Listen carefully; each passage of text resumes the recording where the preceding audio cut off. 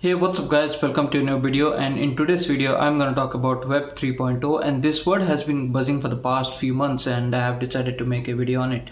So in this video you're going to understand what exactly Web 3.0 and why do we call it as Web 3.0, and basically you will understand exactly what exactly the Web 3.0 is, and I'm going to explain in the most easiest way as you know, and just watch this video till end to understand what exactly the Web 3.0 is. So without wasting your time, let's jump right into the video.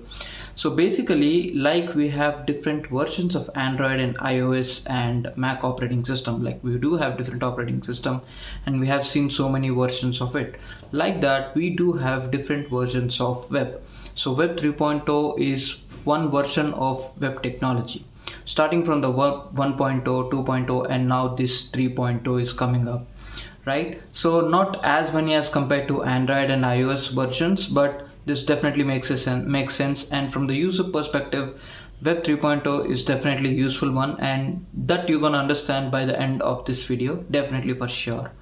So as of now, you know that Web 3.0 is the third version of web technology, right? So I just want to go back to 1990s and gonna explain from starting from Web 1.0 how it all started, and coming to the latest one, Web 3.0.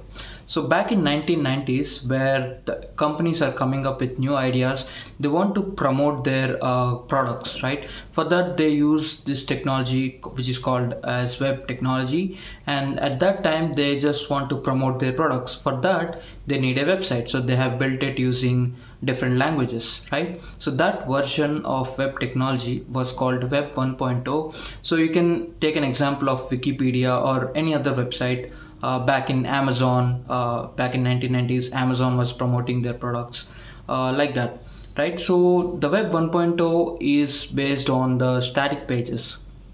What do I mean by static pages is you were able to only read the content from that website.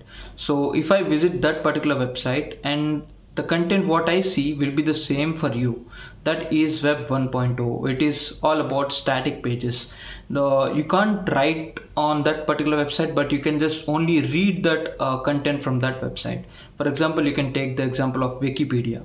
So in Wikipedia you can just browse, or you can understand, and you can read only the content. You can't write something on it. So that is Web 1.0. So after 2004, Mark Zuckerberg came up with an idea of Facebook, and you know how well and how popular it is. We now use Instagram, WhatsApp, Facebook, everything, right? So that comes under Web 2.0. So Web 2.0 is all about dynamic pages. So what do I mean by dynamic pages is you were not able to just read the content, but also you can write the content. So for example, you can take the Instagram, you can take example of Instagram. So you were not able to just read the content, but also you can post videos, you know, and you can write something about it. You can post videos, photos, everything. So it's all about read and write accessibility on the website, right? So it got a lot of advantage to the user, and this user can share their photos, videos, everything, right, like that. So it is all about dynamic behavior. Like, it is not going to be the static one. So the content what I see on my Instagram feed will be different from yours, right? It's all about dynamic nature. So it is based on your followers list, and to whom you follow, and your personal interest. The content what you see more on Instagram will be displayed onto your feed, onto your Instagram feed more. Like if you like about tech, you get a lot of information related to technology in your Instagram feed. So you like comics, memes, and all of that, you can, based on your personal interest, it is going to display that information onto your Instagram feed or Facebook feed, right? So it's all about dynamic behavior of website, and Web 2.0 continued from 2004 to 2021, and from 2022 Web 3.0, this word has been buzzing, and I'm gonna explain in a little while. So that is about Web 2.0. It's all about dynamic behavior of website, and lot of capability and lot of accessibility to the user, and more user friendly and more dynamic in nature the Web 2.0 websites are. So for example, you can take Facebook, Instagram, WhatsApp, all the YouTube, all comes under Web 2.0. So let's move on to Web 3.0. I'm super excited to explain this Web 3.0. But before that, what was the problem with Web 2.0? It was running fine. A lot of privileges were given to the end user. The user can post videos, watch content on the platform, and can download it, can upload photos. A lot of things, a lot of privileges were given to the end user. But what was the problem with Web 2.0?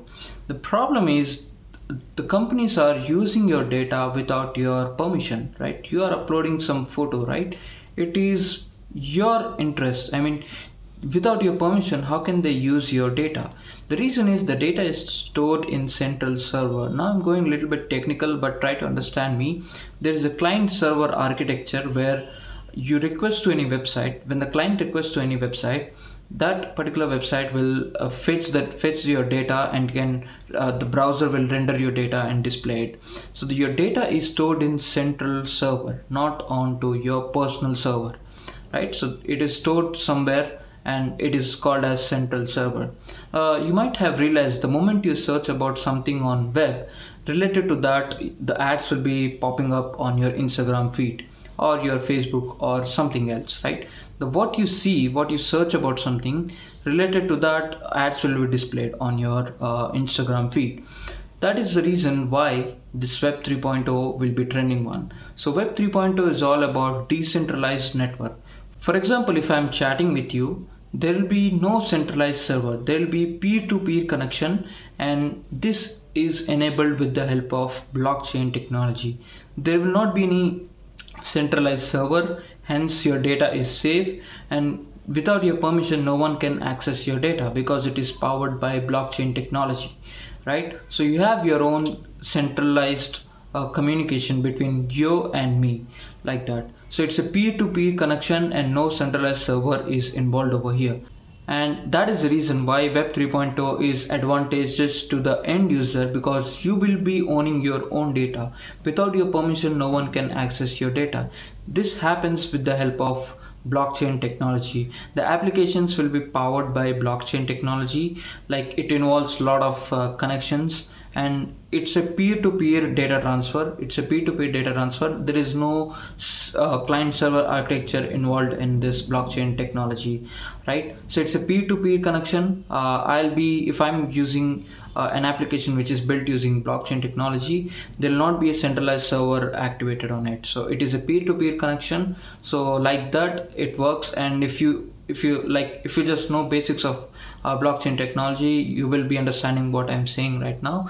So Web 3.0 is all about blockchain technology and websites powered by blockchain technology, basically. So that is the reason why these blockchain developers are earning more, and there is a lot of demand to the blockchain developers by the companies, right? So that is about Web 3.0. It's all about peer-to-peer network connection, and there is no central server, and ultimately this is advantageous to the end user.